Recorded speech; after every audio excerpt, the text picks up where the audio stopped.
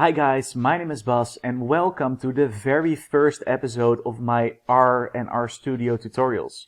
R is the more complicated version of SPSS, and since I've been making SPSS videos over the past 4 years, I thought that it was about time that I also dive into the world of RStudio and get used to that. And then, once I get used to it, show it to you guys how you can do it easily. So if you, for university, for example, have to learn R, then you've come to the right place, because with multiple tutorials, maybe about 30, I will take you through every single step of R. And I will start up with the basics. So you need to download R and RStudio. You can do that from the website, from their official website, and it is completely free. So there's no need to pay for it or download it from a torrent website. You can just use it, download it from their original website. And then once you open RStudio, then this is what you'll see. And you'll see 4 screens in front of you. And the first screen on the upper left is the source screen. And in the source screen, we will be writing the code. We will be writing the code. Then in the lower left section, you will see the console section, which I also call the output section.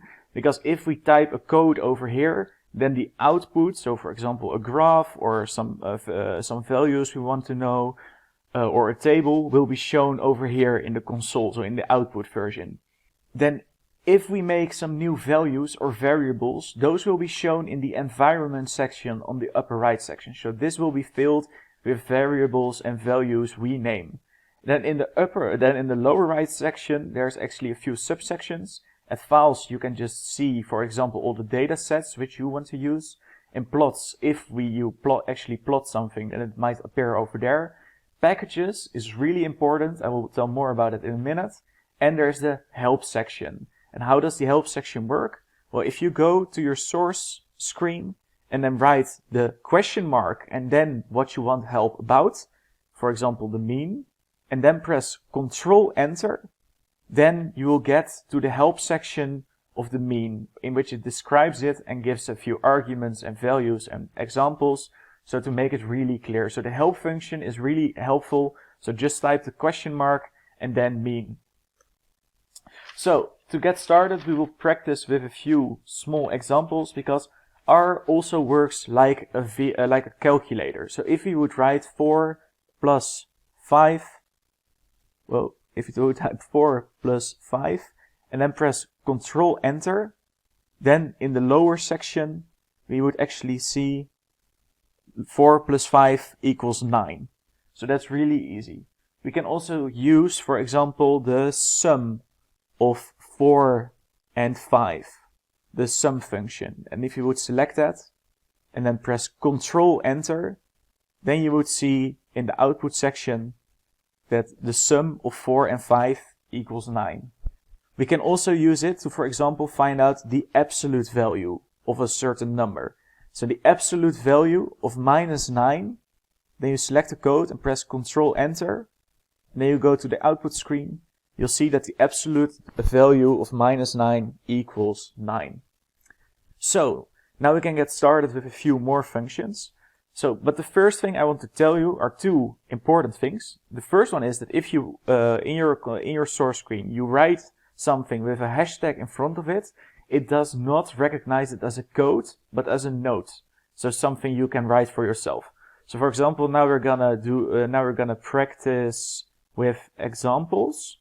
Then, because I put a hashtag in front of it, RStudio now knows that it is not a code it has to run, but that it is a note for myself. So let's take a new value and assign a number to it. So for example, a small a will now become, by using the smaller than sign and then a dash, it looks like an arrow, and it will be 4. And then the b will be, in the same way, 5. Then you select the code and press Ctrl Enter, and then you can see in the right, what I said, like if you create new values or new variables, the value a now means 4 and the value b now means 5. And if I would then say a plus b in the source screen and select it and run it, then if you would go to your output screen, you would see that a plus b now equals 9 as well. So that's really, really easy. What's more important, what's really, really important, so it's rule number 1 is that you can use the hashtags to write notes. But the second most important rule is that RStudio is super case sensitive, which means that if you have to use a capital letter and use a small letter, you will get an error. And the other way around as well. If you're supposed to use a small letter but use a capital letter, then it will error as well. And over the past few days, I've gotten a lot of errors, so please take a good look at whether you have to use small or capital letters. Don't let it fool you, because it will be a pain in the ass. Okay, now we're gonna make it a tiny bit more, more sophisticated. And we're gonna assign a variable, which we're gonna call name. And we're gonna say that this name has multiple values. So we press the C, which stands for combined, and then open bracket, and then the name of myself is Bas. The name of one of my friends is called Robert, and the name of one other friend of mine is called Kelvin. And if I then select this code and run it, it has now made, as you can see in the environment on the right, a name value which consists of the characters Bas, Robert and Kelvin, all with capital letters. We're gonna do the same for age. Age is made up of the combination of 28, 27 and 26. And then close the bracket again. And gender is made out of the combination of the characters male, male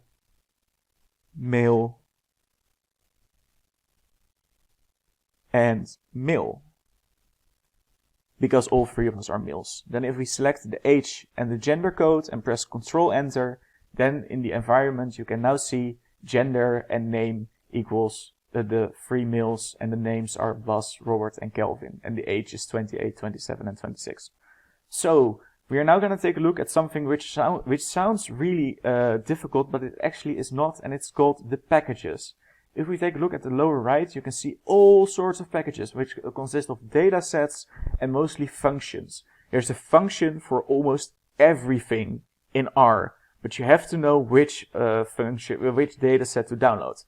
So the next step sounds really difficult, but actually it isn't, and it's about the packages.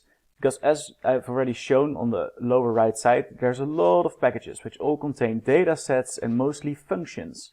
So if you need a specific function or data set, then it's important to install the right package. How do you do that? Well, it's actually really simple. The first time you want to download them, you simply go to the source screen and enter install point packages, and then between quotation marks, for example, tidy verse, and install point packages, Magritter.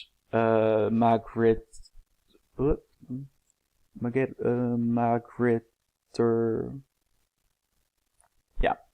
And if you then select those and select Ctrl Enter, then those, as you can see, those packages will be installed.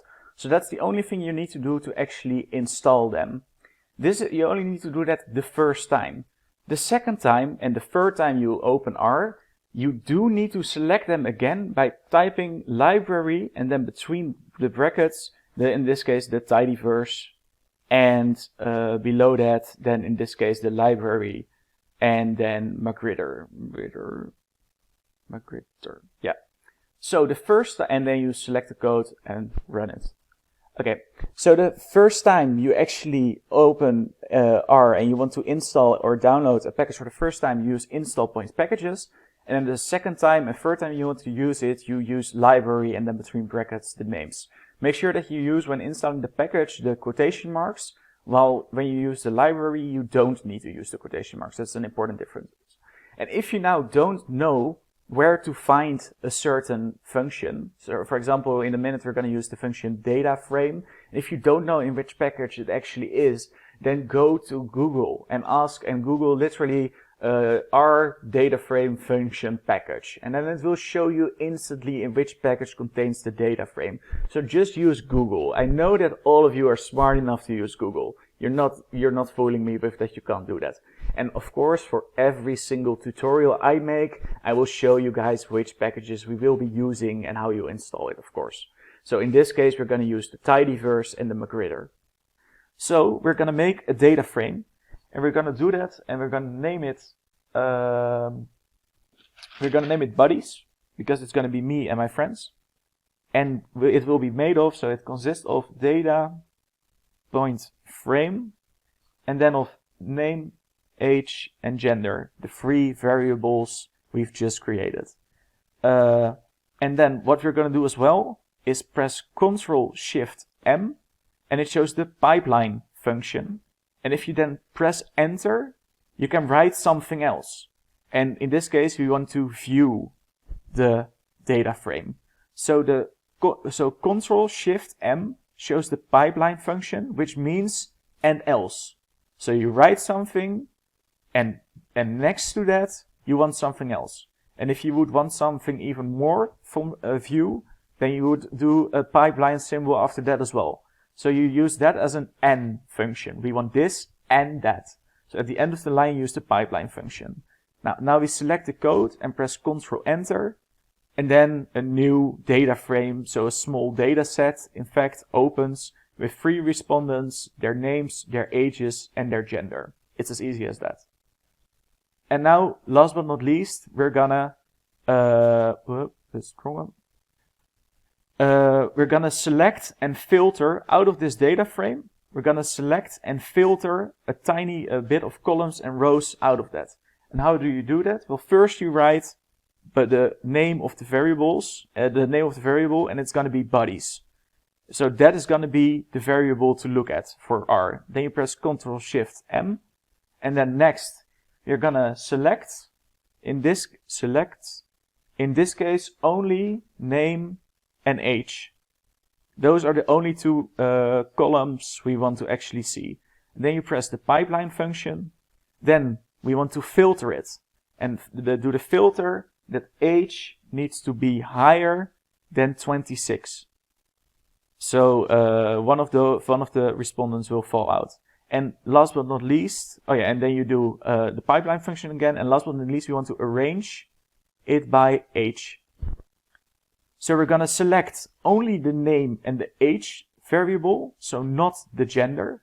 We're gonna filter it that it's only respondents which have an age higher than 26. And last but not least, we're gonna arrange it in the order of age. So you select that code and press Ctrl-Enter. And then in the bottom left, you will see that it has only the name and the age variable, so it has selected it. And it has only selected 2 respondents with an age higher than 26, being Robert with the age 27 and Bas with the age 28. And it has arranged it on order of age, so the youngest age first and the oldest age afterwards. So this is the very, very basics of RStudio. I hope it was helpful. If you have any questions, you can leave them in the comment section down below. And more importantly, if this was helpful to you, please first of all leave a like on the video, but more importantly, please subscribe to this YouTube channel. I'm gonna bring out way more R videos for you guys. I'm gonna help you. So please, as a return the favor to me by pressing that subscribe symbol. Please do that for me. It would be very, very helpful. And for now, guys, see you on the next tutorial. Ciao.